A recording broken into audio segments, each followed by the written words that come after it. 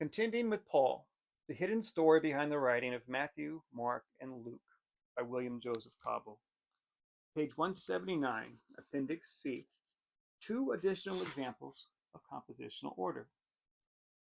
An additional example of a concept that evolves chronologically through Paul, Mark, Matthew, Luke, and John, respectively, involves Jesus' burial site. Notice how Jesus' tomb appears and it becomes increasingly more pristine through the literary stages. Paul.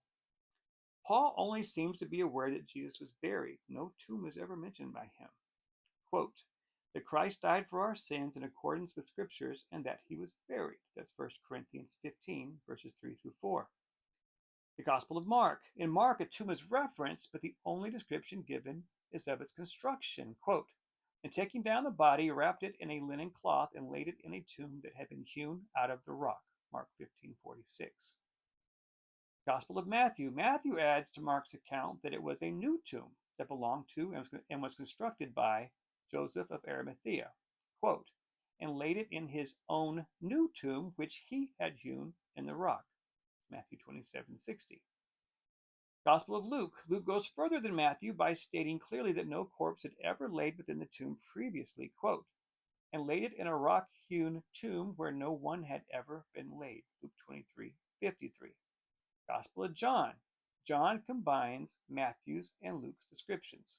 Quote, and in the garden there was a new tomb in which no one had ever been laid. John 19:41. A final example to demonstrate the compositional order of the four Gospels involves Pontius Pilate.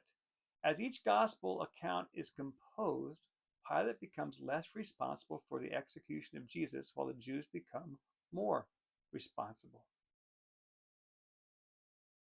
Note, as Christianity spread further into the Greco-Roman world, would Christians have felt the need to demonstrate that Jesus had only been reluctantly sentenced to death by a Roman governor. Gospel of Mark. Pilate hands Jesus over to be crucified. Quote, so Pilate, wishing to satisfy the crowd, released Barabbas for them, and after flogging Jesus, he handed him over to be crucified. Mark 15:15. Gospel of Matthew. Pilate declares his own innocence in the matter of Jesus' crucifixion. Quote, so when Pilate saw that he could do nothing, but rather that a riot was beginning, he took some water and washed his hands before the crowd, saying, I am innocent of this man's blood. See to it yourselves. Matthew 27, verse 24. The Gospel of Luke.